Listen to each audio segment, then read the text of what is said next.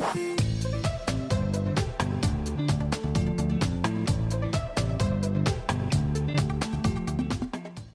those who don't know me, my name is Steve Schwartz of LSAT Unplugged, but our focus tonight is not the LSAT. It is law school prep and law school success, how to succeed and prepare the summer prior. And when I was thinking about who to bring in to support students in the next stages of their journey, I thought who better than Lee Burgess of Law School Toolbox. She's been doing this for many years, as long as I can remember, and I've been in the LSAT world for quite some time.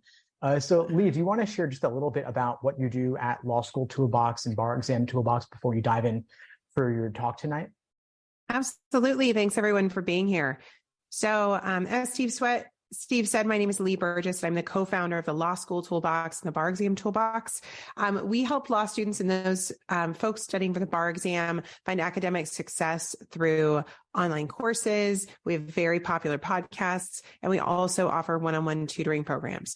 So we can really help you from getting ready to start that first semester of law school, so that 0L, as we call it, all the way to hopefully killing it on the bar exam.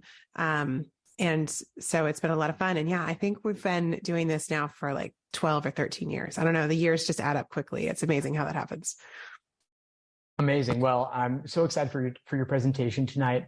I'll leave it to you to take it away. And folks, please feel free to type questions in the chat, and Lee will either work them into the conversation as appropriate or save them till the end depending. So Lee, I assume you're cool with questions? Cool with questions. Love a good question. Awesome. Yeah, that really makes it an interactive experience for all of you. So dive right in, Lee, take it away, and I hope you all enjoy. Great. Okay, so I really love a good list. Anyone who knows me knows I love a good list. So I love like 5 things, 10 things to do. So in prepping for this talk, what I wanted to do is come up with kind of 5 main tips for getting ready to start law school. And so my first one that I wanted to start with was picking the right law school for you, which is what a number of people are doing right now in this kind of law school universe. It is everybody's getting their acceptance letters and they are kind of deciding where to go. I get a lot of emails from listeners or people who are familiar with our work about where they should go to law school. So if that is you or someone you know, I really want to encourage you when you start making that choice to don't get hung up on like the rankings or just the straight up prestige of the school, because I think there are a lot of things you want to consider about where you go to law school. You want to think about the culture of the school. Different schools have very, very different cultures. And you want to make sure that the culture of the school agrees with you. You want to think about what law, if you know what kind of law you want to practice or what sort of passion you have, you want to make sure that whatever school you're going to is going to allow you to lean into that passion. So for instance, if you want to do fashion law and you have an opportunity to go to Fordham and you have an opportunity to go somewhere else, but Fordham has a fashion law program, then I think you should probably go to Fordham because that's going to probably get you closer to your goals, even if you got into a more prestigious school. So it's not always as easy as just get into the quote unquote best school that you got into, because you really want it to be a great fit for you. Depending on the size of the school, you also want to think about where it's located. I was just talking to someone who was deciding between law schools in Northern California and Southern California. I'm in Northern California, and we were talking about the pros and cons based on where you want to practice, because where you go to school often lends itself to where it's easier to get a job because the alumni network is a lot stronger. So sometimes you want to think regionally, especially if you're not going to kind of the rarefied air top 10 law schools. You want to think about where you want to practice and whether or not that school is going to give you the network to do what you want to do in the area of the country that you think you want to do it. Another thing that I think is really important to talk about is money, because law school is super expensive. And I really didn't appreciate until I started talking to a lot of different folks about this. My business partner is very passionate about this. If you are getting some sort of academic scholarship at one school, you can negotiate to try and get more money if you have multiple offers for scholarships. And you would be wise to do so, because if you are going to take out loans for your law school experience, and if you aren't really familiar with how big of a deal those loans are as they kind of compound over time, it is really worth sitting down and thinking about what an extra $7,000 in scholarship money could mean when you start thinking about interest and how things are going to get paid off over time. So, there are definitely practical considerations that you want to think about when you are picking your law school. And I think you just want to realize that life is short and this is going to be 3 years of your life. And so try and go somewhere that you're going to be excited about, be in a city or location that you enjoy, where you think you're going to get, great exposure, great experience. It doesn't need to be miserable. A lot of people talk about how hard law school is. I think law school can be a lot of fun if you set yourself up right for it. So just make sure that you really thoughtfully think through where you want to go to school, because it is a very big decision. All right. Number 2 on my list, once you know you're going to go to school and you have picked your school, you know how much it's going to cost, now you have to go there. And I think one of the things that's often not discussed enough about starting law school is what it's like to relocate to start law school. Oftentimes folks have been working, you might have taken some time off between undergrad and graduate school. That's what I did. And now you're back trying to figure out housing, and you might be moving to a city that you've never lived in before. And a lot of times folks can leave housing decisions until the last minute. And I think this is a terrible idea, because law school's super busy, and there's no ramp up period when you start law school. It's like you read for class on day 1 and the work kind of starts. And so you really want to have your life in order so you can get things kicked off on day 1. So things to consider about housing. Does your school provide housing? If so, what's the process for getting access to that? Do you think it's going to be a nice place for you to live? Is it going to feel safe? Are you going to feel safe walking around the neighborhood in which your housing and your school is in? So that's something you want to think about. If you're not used to living in a city and you're moving to a city for law school, what is that going to look like? And what does urban life look like? And is that going to be a different experience for you? My business partner went to school in New York, and she'd never lived in New York before. And then there were all these considerations about do you want to pay more to live in a building with a doorman? Because that has kind of changes the living experience. And then she ended up living on campus housing. And but there was definitely friends of hers that were couch surfing until they could find them a spot. I mean, you want to avoid a lot of chaos if you can, because the chaos is very exhausting and it makes kind of a challenging time a bit more challenging. So you want to explore your options and try and figure it out. Are you going to live with roommates? If so, how are you going to meet them? And are you going to be able to have a space that you're going to study in your apartment? Also, don't underestimate the amount of time that it takes to set up a home, with things like internet, utilities, all of that stuff. You want to get your process all set up before school starts. Make sure you know which grocery store you're going to go to.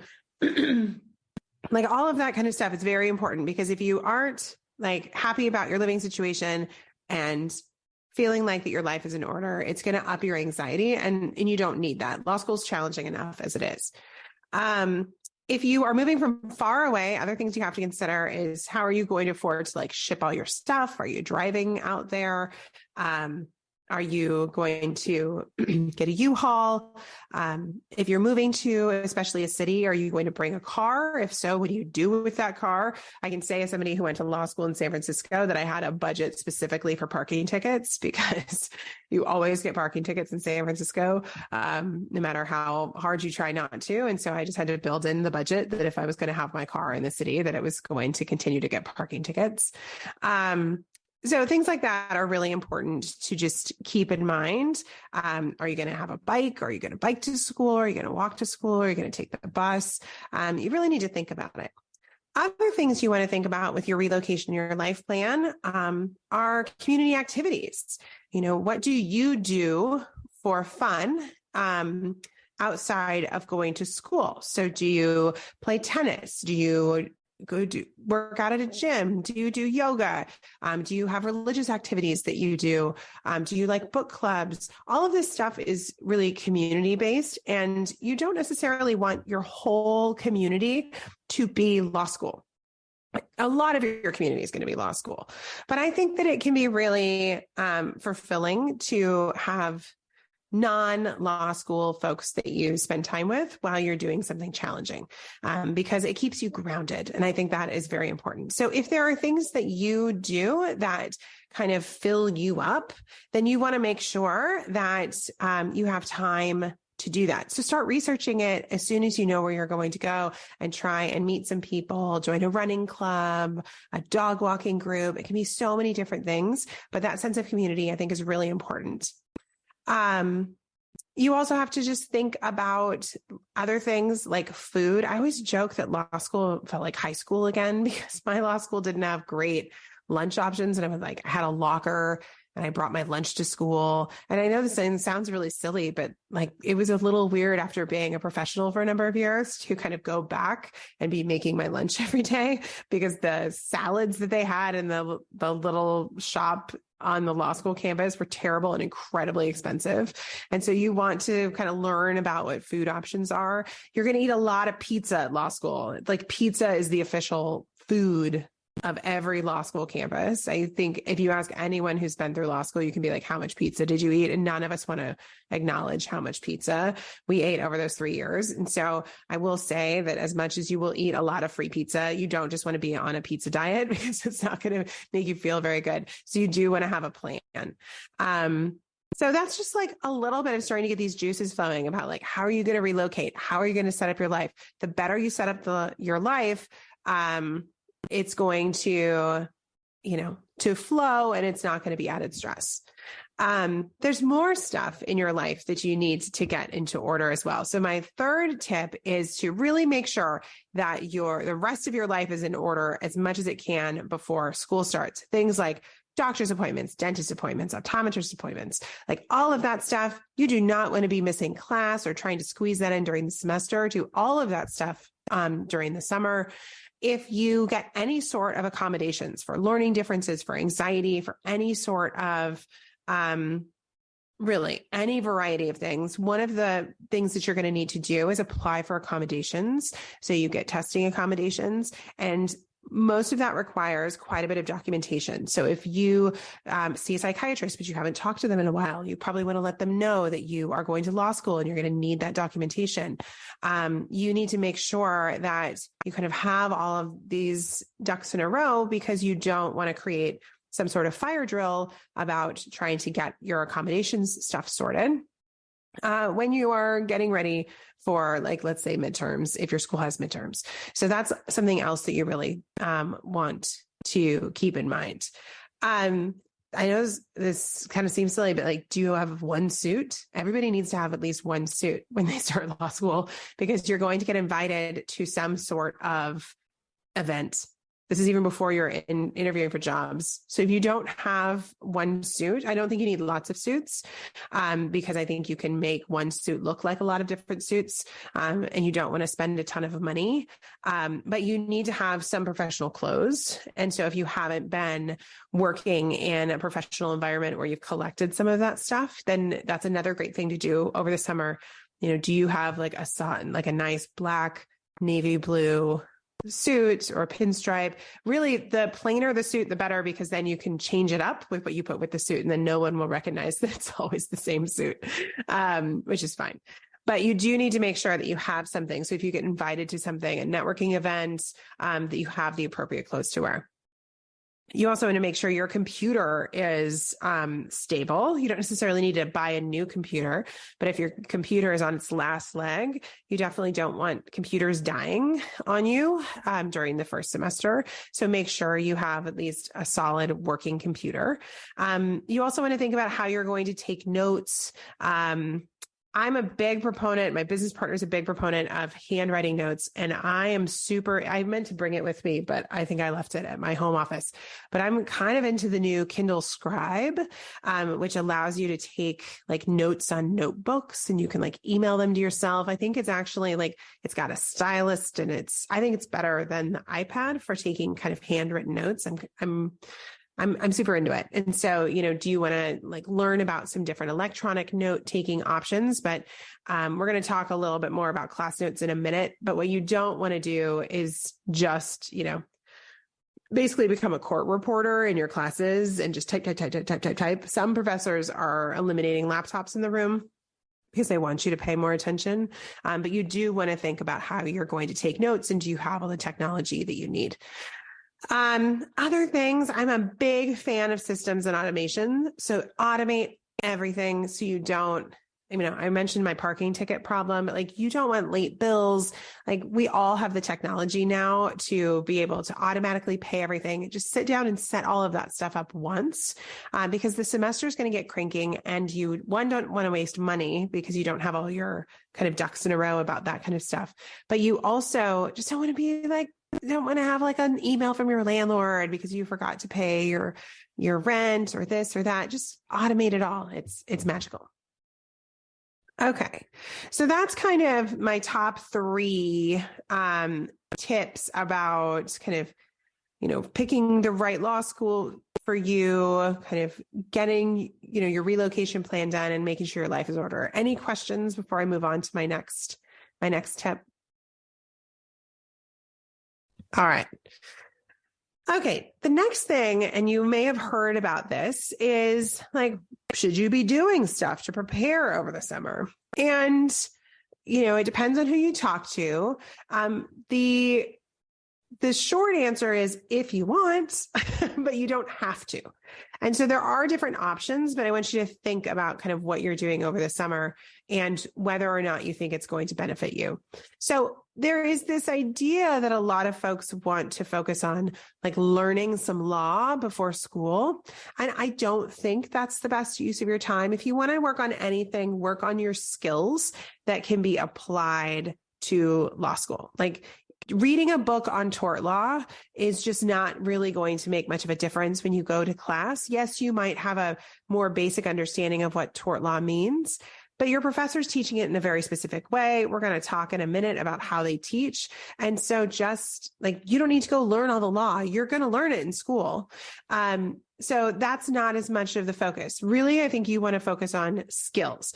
So skills, in my opinion, are like reading, writing, organizing your life, taking solid class notes, understanding how you write essays, like all of those kinds of things are skills, and some other life skills too. So at my company, we have something called our Start Law School Right course, which I'm going to talk about a little bit more later, which is a skills-based course where we kind of give you a little bit of a sampling of each part of the law school experience. So you can like see what it feels like to sit in a class, see what it feels like to write a brief, see what it feels like to do an outline, see what it feels like to write an essay. But learning the law is not really the point of that. It's really just, do you have the skills to kind of manage the process? Other skills you want to think about is if your grammar skills aren't really where you need to be, if you're worried about your writing skills, you might want to invest in the old Strunk and White, like tiny book that still is kind of the end all be all. It's called The Elements of Style, about using correct grammar. You do want to make sure that your writing is solid, and that is the way that lawyers communicate mostly. And so you want to feel like that your writing style is where it needs to be.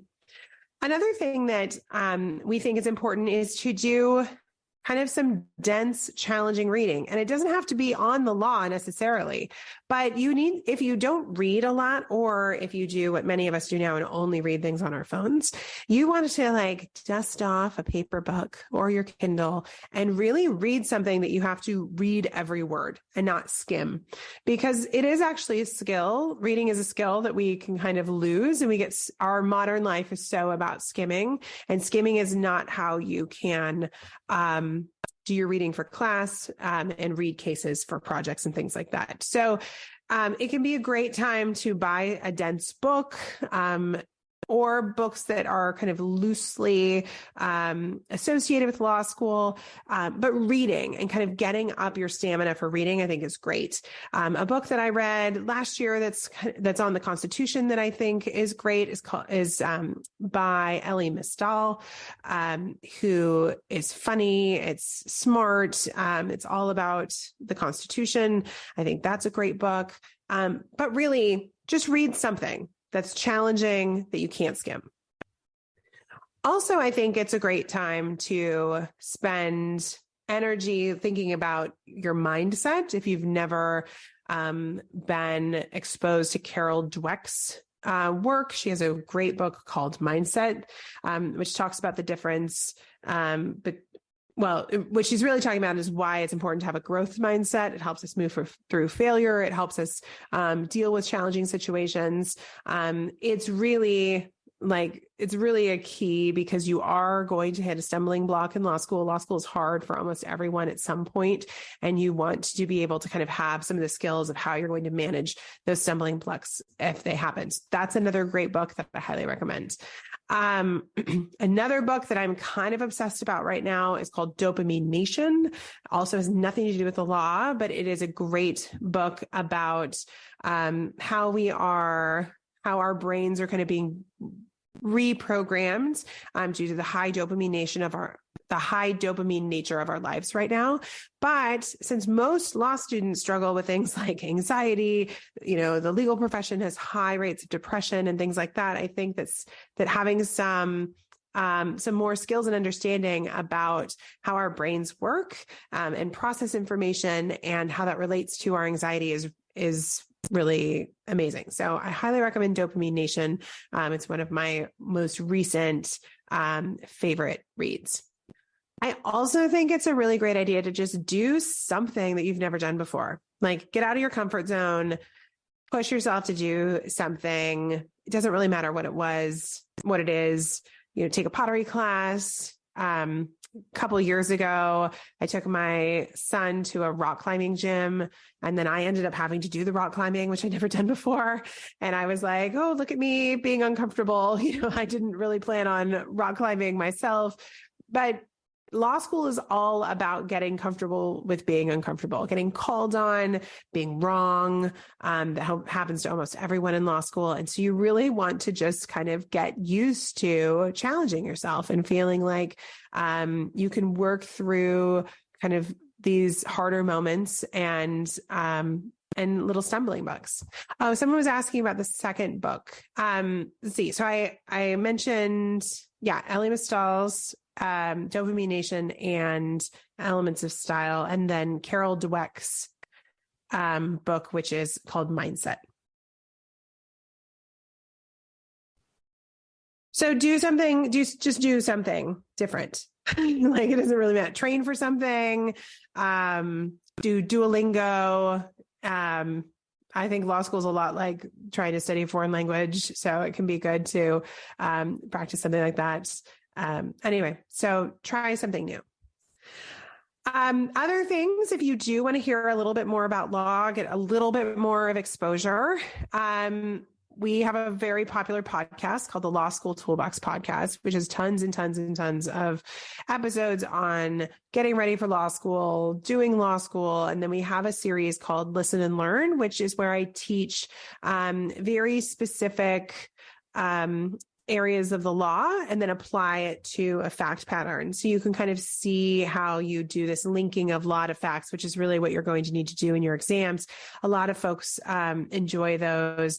They're nice, bite-sized, usually 15-minute episodes. So if you do want to get a little more exposure to the law, if the law just seems really foreign to you, that can be a nice way to just understand the terminology and the terms of art and just kind of hear us talk about it. Okay. So, any other questions about kind of what you should be doing this summer before?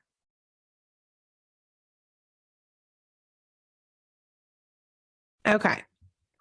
All right. So my last tip is really just this idea, a little bit of a primer about how to think about this semester. So when you start your semester, don't lose sight of the end goal. So here's where law school is a little bit tricky.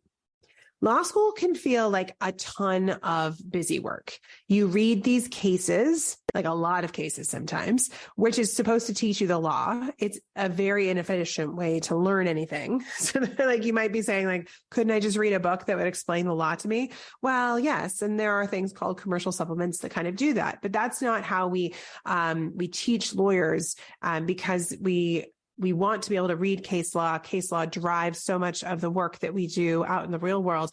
And you're really learning how to be a lawyer in all of these classes. So you can really get caught up in reading the cases. And then after you've spent all this time preparing for class, taking notes on the reading, then you go to class and the teachers and the professors still aren't going to mostly lecture to you exactly what the law is going to be. Many of them, although some kind of more progressive professors are using PowerPoints and kind of outlining the law, but the older school professors are still using the Socratic method, which is a question-based teaching style, which is if you've watched any movie or read any book about law school, this is where they, call you out by your last name and you have to stand up. And then every single person has a story about screwing up in front of the whole class and feeling like that you're like everybody's going to remember and no one remembers is the life lesson. No one except you. Like I can tell you exactly when that happened to me. It was my first semester criminal law class. I can tell you what the question was about. I mean, my memory of that is very vivid. No one else has any clue what I'm talking about, including the professor who was my mentor. And I mentioned to him like the following year, how traumatic that was. And he was like, I literally have no idea what you're talking about, Lee. I have no idea. And I was like, cool. I'll stop talking then. I don't need to refresh your recollection. But really, I mean, I think it's just part of it is just getting used to being in this environment. We do have one more question, I think, about the podcast, the Listen and Learns, which were the episodes I was talking about. All of that is available in the podcast, which is available all the places that podcasts are available. We also have a podcast archive on our website, lawschooltoolbox.com, and you can search by topic and kind of go through and pick and choose episodes that you think are helpful. Okay, so you do the Socratic method. They call on you, Ms. Burgess, can you tell us about the facts? Ms. Burgess, can you tell us what the defendant argued? And you're nervous and sometimes you're wrong, but you muddle through. And it is, again, not the most efficient way to learn. So you just need to understand what the professors are doing and make sure that you are listening for the right stuff to go in your class notes. Because as I mentioned earlier, we don't just want to be court reporters. We don't want to take dictation about what is happening in the classroom. What so often students do is they forget that they're supposed to be thinking and processing in class. So they're just like, I'm just going to write it down. Everything the professor says must be important. Much of what the professor says is important. Much of what your peers say is not as important, especially in the beginning when most people are wrong, because you're like, they don't have any more specialized knowledge than you do. But you want to be thinking about what you include in your notes. It's the takeaways. It's the things that you're learning, not just frantically writing down everything that's been said. Because if you do that in class, then you're not really listening. You're not really processing information. And that's going to make it harder to go back and study the material. Okay, so you read all these cases, slightly inefficient, feels like a lot of busy work. Then you go to class and they teach you by asking questions, which is not necessarily feels like the easiest way to learn. And then you're supposed to create something called outlines that everybody talks about, which are really just study materials where you take all the stuff that's covered in your class and you condense it down into something that you can memorize. So outlines can look like a linear outline. They can look like a flow chart. They could look like lots of different things, depending on how you learn. But the idea is you have to create your own study materials to learn the law. Now, there are books that will have study materials, but every professor teaches the law slightly differently. And part of what you're trying to do is to really make study materials, understanding what your professor thinks is important and how they are teaching you the law that you want to apply to fact patterns. So when you hear outlining, that's really the studying piece that you do outside of class time. And we call this deep work, but this is where you kind of wrestle with the material. And one of the big mistakes that law students often make is they wait till the end of the semester to do their outlines instead of working throughout the entire semester and building these outlines as they go. Really, after a few weeks of class, you have enough law to kind of start building these study materials. And so you want to do it slowly over time, so you're not frantically trying to learn all the material at the end of the semester. All right. Then after you've done that, then when it comes to an exam, you don't just write a report on all the law that's in your outline. The professor is going to typically give you a fact pattern, and then you're going to have to write about the legal issues that are found in that fact pattern and then applying the law and arguing the facts. So I have just a very short, tiny fact pattern just to give you a tiny snippet of what something like this sounds like. So this is a criminal procedure fact pattern that's it's really about one issue. So one summer afternoon, Officer Prowl saw Dan wearing a fully buttoned up heavy winter coat running down the street. Officer Prowl ordered Dan to stop. Dan complied. As Officer Prowl began to pat down Dan's outer clothing, a stolen car radio fell out from underneath. Officer Prowl arrested Dan and took him to the police station. Can Dan successfully move to suppress the radio from being introduced into evidence and at trial? So this is very short. This is like a little snack, like a hypo snack. The thing is, what your exams look like is like that little snack, but it's like a page or a couple of pages long, depending on how your professor is writing their hypotheticals. So this is like about one issue, right? We're talking about this stolen car radio and whether or not it's admissible. But you notice that the question didn't say like, talk to me about how things are admissible at trial, right? It didn't ask about that. It asked about like what's going to happen in this specific fact pattern. And so the way that you answer it is you have to go back into your brain and into those outlines and say, what is the law that I have learned in my classes that applies to this situation? And then what are the facts in here that I should apply to that law? And then I'm going to argue the outcome that I think is going to be the correct outcome and why. So I think that it's really important to understand that that's the end result of what your exams are going to look like. This idea that you're using these fact patterns and you're not just writing like a treatise on admissibility of evidence. You are working fact patterns and applying a lot of law to the facts. So this is just a tiny little snack to give you a picture of what a fact pattern will look like. Okay. So another thing you want to think about in your first semester is that sometimes professors don't give midterms. And so the first time that you really get any solid feedback from your professor on a practice exam is the exam, which is terrible because you don't want your first feedback to be your grade, which is typically graded on a curve to other students in the class. So when you get to school and you start seeing postings for things like an academic support office, which usually helps students with their study skills, when your professors have office hours, when they hand out fact patterns to do in class. You want to start practicing with those fact patterns and making sure that you understand how to apply the law to the facts. Now, that's not to say that it's all going to come together week one, but you really want to make sure that you're practicing throughout the semester. You can go to your professor and ask about practice. Sometimes they will give you feedback. Sometimes they won't. You can sometimes get feedback from an academic support office. You may have TAs that work for your classes. You can work with private tutors like we have that are able to give you a lot of feedback. The key is whatever happens, you want to not have your first round of feedback be graded. And so it's on you to figure out what are the resources available to you and make sure that you are practicing and getting feedback as much as possible. The other thing that I wanted to mention was through the whole semester experience, and this is going to include like a legal writing class and then, all these activities that happen in school. It is so easy to just get caught up on working hard and not necessarily working smart.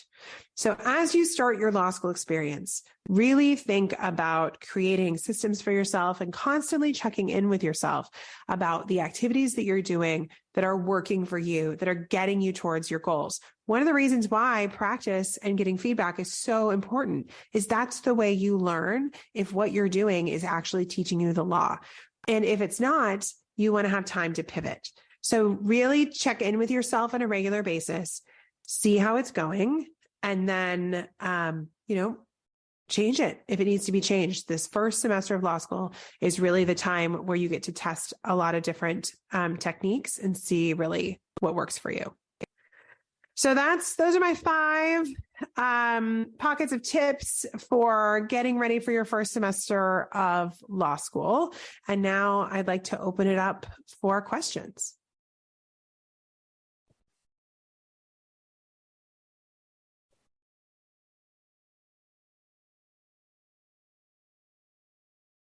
I'll dive in with one for you, Lee. Thank you for the great presentation and conversation, by the way. You really ran the gamut. I was expecting a lot on the summer before, but you went far beyond that, not just into the content of what to prep for, but also the life stuff as well, how to choose a school, living situation, all that stuff, which I think is often underemphasized, that students are in for a rude awakening when they arrive. So I do have a question for you, which is, because I know that I always get questions on this. You addressed it. I want to just hear you say it again, though.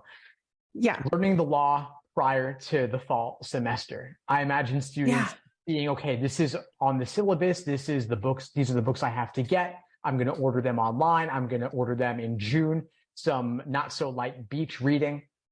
Tell everyone exactly why it's not a good idea to try to learn the law on your own before the semester starts. I could imagine the counter argument here, wouldn't it be useful to have some familiarity with the classic cases that are typically covered? I go on the law school memes for T14's Facebook group, and I see they're always mentioning these particular cases.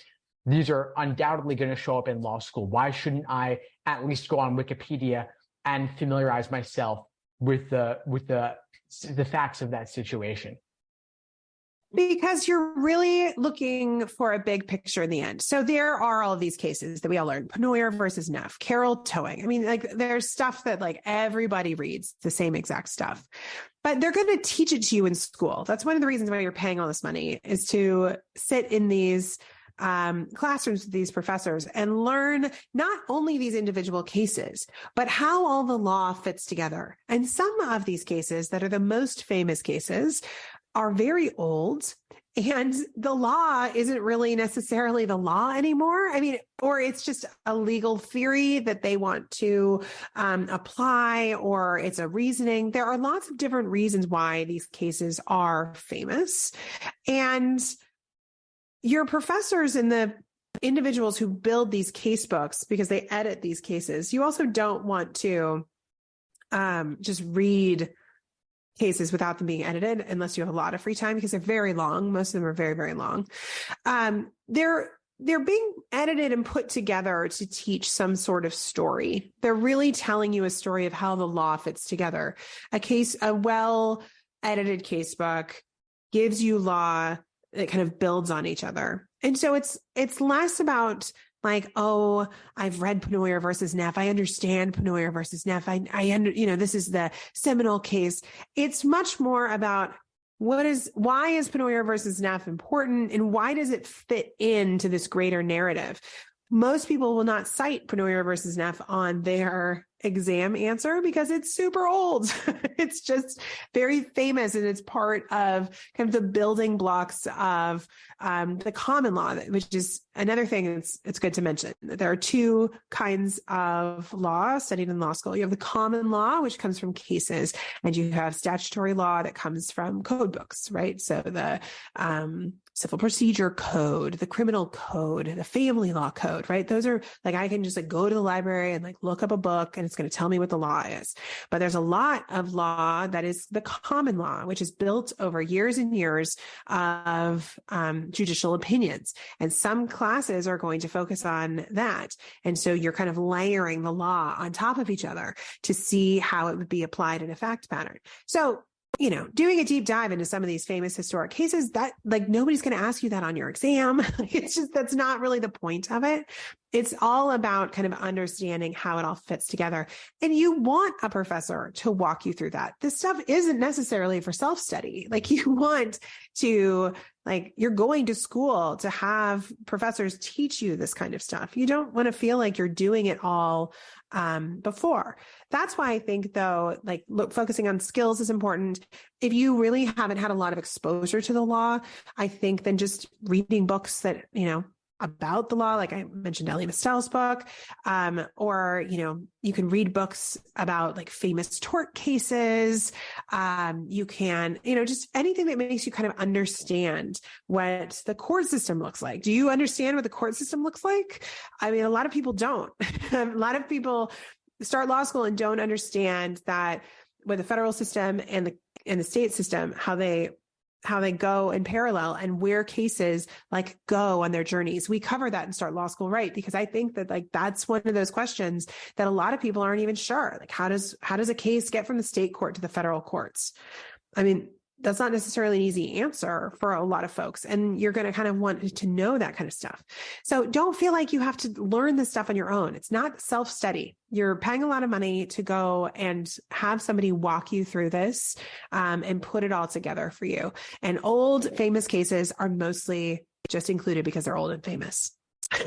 to be honest. Gotcha. No, that makes perfect sense. Thank you. So out of the many reasons you shared, one that really stuck out to me is that students who, let's say they Google these cases and they end up finding the long form unabridged version online, they're going to be doing a lot more reading than they actually need to do. And they're also not going to get the proper framing or the context around it. So for some beach reading that might be a little bit more consumable would be something like the books that you mentioned, books that are more for popular consumption that you might find at the front of a Barnes and Noble that talk you through, that give you a layman's perspective on the court system or the judicial system, anything like that, to give you more than you might have gotten from watching Suits, let's say. Yeah, exactly. Yeah. I like Suits, but that's not going to give you a great background. There's a couple more. Yeah. There's a couple more questions in the chat. Yes, I'm seeing that. So do you have more scenarios online that we could practice with, similar to the ones I've given us? Absolutely. So on the podcast, those listen and learn episodes that I mentioned, what I do is I explain a tiny bit of law, and then I give you hypotheticals that apply that law. And I think that if you're looking to just get some kind of basic high level understanding of some heavily tested, like basic law and things like evidence or torts, crim, all of that kind of stuff, those listen and learn episodes are great. We have transcripts for all of our podcasts. So if you are someone who likes to read things, you can download the transcripts from our website. And that way you can even like edit them or think about them or look at it first on your own and then go back and listen to the episode. That's a really easy way to get a little bit of exposure. Just don't be too hard on yourself, because again, like you haven't learned it yet. So you aren't supposed to understand how all of this fits together. Someone else mentioned about getting a paralegal certificate.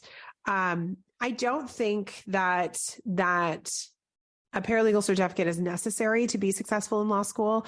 I had friends who were paralegals before they went to law school, and they definitely knew a lot more about the practice of law than I did, because they'd been working in a law firm. They had been practicing law. But there is a difference between what lawyers do and what paralegals do. And so paralegals, you can have some legal writing exposure. You can have legal research exposure. So in all of that, then you're going to go into the law school experience with a lot more exposure to some of these things. But they are asking you to do something somewhat different in law school. And so if you're interested in being a paralegal, then I would go get a paralegal certificate. But if you just want to be a lawyer, I think you can just go to law school. Internships before law school. I think that especially if you have not been around lawyers or law firms or really seen how the work that you're interested in is done, I think getting an internship or some sort of exposure is a great idea before law school. I think that, you want to make sure that you are interested in that. So let's say that you're really interested in criminal law. So I am the daughter of 2 lawyers. I grew up with law being discussed in my households. I probably knew too much about too many things when I was younger because I was an only child and a lot of things were litigated in my household. I find criminal law to be incredibly interesting. I like from a scholarship aspect, I'm super interested in it. The practice is not for me for a lot of different reasons. The same thing with family law. I think family law is super interesting. I think that a lot of how it functions, practicing family law is something very specific. So I think that if you are interested in something, but you've never seen how it plays out in the real world, getting some exposure can be really helpful. You will also have plenty of time to get internships in law school. But if you're like deciding to go to law school and you've never had exposure to the legal profession, it could be nice to get a little exposure before you go to make sure that this is what you want to do and that you're moving in the right direction. There was another question about what a fact pattern is. So what I said was the snack about Officer Prowl and the radio falling out. That's a fact pattern. So fact patterns, they call them fact patterns, hypos, hypotheticals. Basically, they are just stories that professors will give you to solicit some sort of response.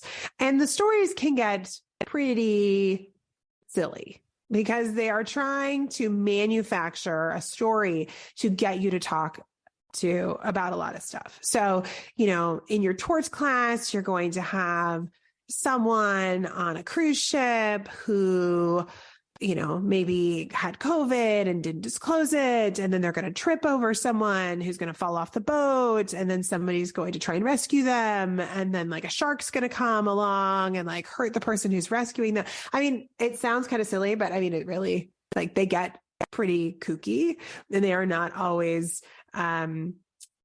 grounded necessarily in reality, because what you're thinking about is when the professor writes a fact pattern, a hypo, an essay, prompt is the other thing that they call them, is they are creating, like, they're trying to have a conversation with you, where they're saying, like, I'm going to tell you about all these different facts. And then I want you to use those facts and think about what I wanted you to talk about. And you're like, couldn't you just ask me? Like, that would be a lot more like direct, but that's not how it works, because this is the real world, right? When you practice law, a client shows up and says, I got a problem. Like, this is what happened. And your job is to say, like, okay, I listened to your story. I'm going to use my expertise and understanding of the law to tell you what is going to happen based on your story. So it really does relate to what lawyers actually do. All right. There was there's a question about the LSAT, which is really Steve's purview.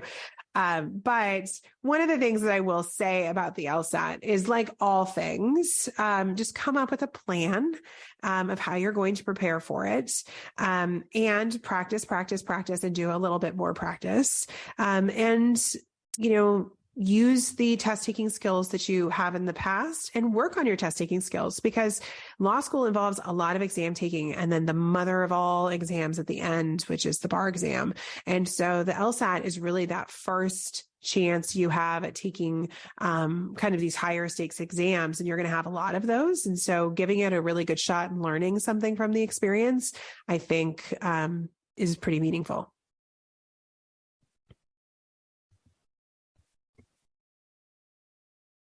All right.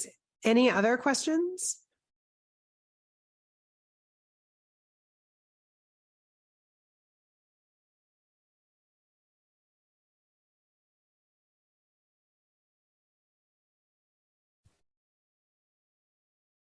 Well, awesome. Well, let me, if you want to learn more about my work or the law school experience, the best place to start is my website, which is lawschooltoolbox.com. You can sign up for our mailing list, and you'll get tips directly emailed into your inbox. Like I said, we have a very popular Law School Toolbox podcast that you can listen to wherever you listen to your podcast. And over the summer, we are going to be releasing a special 8-part series on starting law school right. So if you are starting law school in the fall, you may want to make sure that you subscribe so you get those bonus episodes throughout the summer. As I mentioned, we have a Start Law School Right on-demand course that can be done at your leisure the summer before you go to law school or whenever you're interested in starting. And we walk you through kind of the life cycle of the year of what it feels like to go into a class. And then you get to interact and get some initial feedback from our tutoring team. So you can start law school with already having a little bit of feedback on your writing and study techniques. And if you also find yourself needing one-on-one help, we have a team of experienced one-on-one law school tutors who can help you during your law school experience as well. My email is lee, L-E-E, at lawschooltoolbox.com, and you're always welcome to reach out to me via email or through our contact form. We do read them, and we're happy to answer other questions that may come up.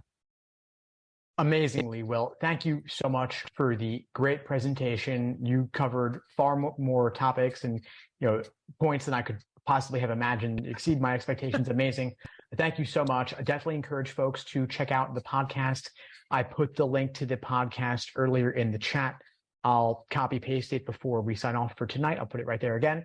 Definitely check out the podcast, subscribe to it in your podcast player, Apple Podcasts, Spotify, what have you. Definitely check out lawschooltoolbox.com as well. I highly recommend signing up to stay in touch with Lee as they're releasing more information, the upcoming podcast series, the on-demand course they have, the tutoring. You may need that support, and you want to make sure you are well situated with how to get it before it's too late and you're in over your head later in this semester.